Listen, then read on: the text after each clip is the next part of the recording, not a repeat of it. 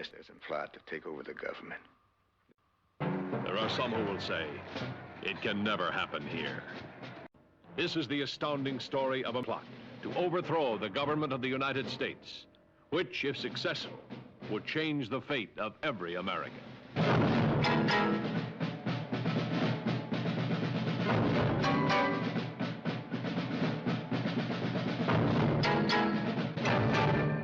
The first wondered who was inciting screaming mobs. Impeach Trump! Impeach Trump! Impeach Trump! Impeach Trump! Impeach Trump! Impeach Trump! The second that uncovered secret meetings. Well, I did see the president at the Phoenix airport the other night. As I was landing, he was headed out. He did come over and say hello and speak to my husband and myself and talk about his grandchildren and his travels and things like that. So that was the extent of that. And no discussions were held on any cases or anything of that. And he didn't raise anything about that either. You don't believe that that gives off the appearance of any impropriety while your agency is investigating his wife? My agency is involved in a matter looking at State Department policies and issues. It's being handled by career investigators and career agents who always follow the facts and the law. The third, when unknown men prepared to kidnap. Well, let's say Assange has had enough and he walks out the doors. He'll immediately get arrested and probably taken to the U.S. as soon as possible. God knows what will happen to him there. But if he tries to go straight to Ecuador, say quickly gets in an embassy car and attempts to even more quickly board a plane, there's almost 100% chance he'll be stopped on the gangway. And if Assange even squeezes into a diplomatic bag or a box, which could then be taken, sent to Ecuador, no such bag should contain only documents for things and official use. Not worth trying. I know, it sounds silly, but this was being debated when Assange first went to the embassy. And the embassy itself is being constantly watched 24/7. Assange has been holed up in a small room on the second floor of the embassy building since June. At least 4 police officers stand guard inside and outside the building 24 hours a day, waiting to arrest Assange should he attempt to leave. In addition, a mobile command unit is stationed outside the embassy, while surveillance teams keep watch from nearby buildings. The fourth that brought a secret presidential messenger in a plane. The whole time, no more debates, no more naps. Will you accept the... What do you, Secretary Clinton, what do you feel when he said, you know, nasty woman, and you're a puppet, and the issue of Vladimir Putin? Yeah, I just didn't pay any attention.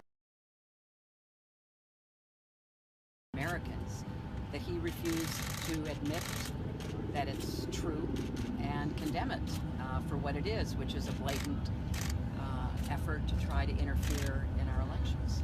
Nasty. The 50, when a woman found her mail being used.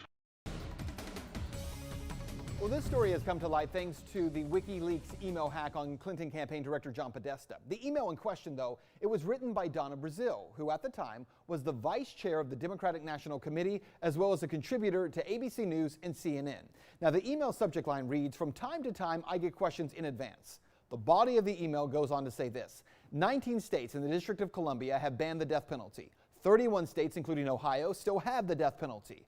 According to the National Coalition to Abolish the Death Penalty, since 1973, 156 people have been on death row and then later set free. Since 1976, 1,414 people have been executed in the U.S. That's 11% of Americans who were sentenced to die, but later exonerated and freed. Should Ohio and the 30 other states join the current list and abolish the death penalty? Jennifer Palmieri, Director of Communications with the Clinton campaign, writes back to Brazile within 3 hours saying, "Hi, yes, it is one that she gets asked about. Not everyone likes her answer, but I can share it." Well, then, the following day at a CNN town hall between Clinton and Bernie Sanders, that question came up. I would like to know, how can you still take your stance on the death penalty in light of what you know right now? The sixth, the discovery of a task force kept secret even from the United States. I think there's a lot of voter fraud. Right. Like I say, people don't realize certain neighborhoods in particular bus people around to vote. They do what? They bus them around. They put them in a bus and they move the poll site to poll site. Like what kind of neighborhoods? Oh, I don't want to say.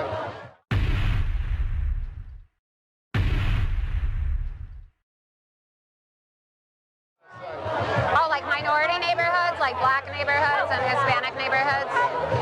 And Chinese too. Oh. Why do they do that? Just to get like more votes for Democrats or? Almost themselves. They're all running for office. Oh yeah, for like their candidates for when they're. For the assembly, for whatever. They get buses and they move people around. The seventh dared to stop the conspiracy that couldn't be proved. Good morning, Director Comey. Secretary Clinton said she never sent or received any classified information over her private email. Was that true? Our investigation found that there was classified information sent. So it was not true? Right. That's what I said. Okay. Well, I'm looking for a little shorter answer, so you and I are not here quite as long. Secretary Clinton said there was nothing marked classified on her emails, either sent or received. Was that true? That's not true. There were a small number of portion markings on, I think, 3 of the documents. Secretary Clinton said, I did not email any classified material to anyone on my email. There is no classified material. Was that true? There was classified material emailed. Secretary Clinton said she used just one device. Was that true? She used multiple devices during the 4 years of her term as Secretary of State. Secretary Clinton said all work-related emails were returned to the State Department. Was that true? No, we found work-related emails, thousands, that were not returned. Secretary Clinton said neither she nor anyone else deleted work-related emails from her personal account. Was that true? That's a harder one to answer. We found traces of work-related emails on devices or in Slack space, whether they were deleted or whether when a server was changed out, something happened to them. There's no doubt that there were work-related emails that were removed electronically from the email system. Secretary Clinton said her lawyers read every one of the emails and were overly inclusive. Did her lawyers read the email content individually? No.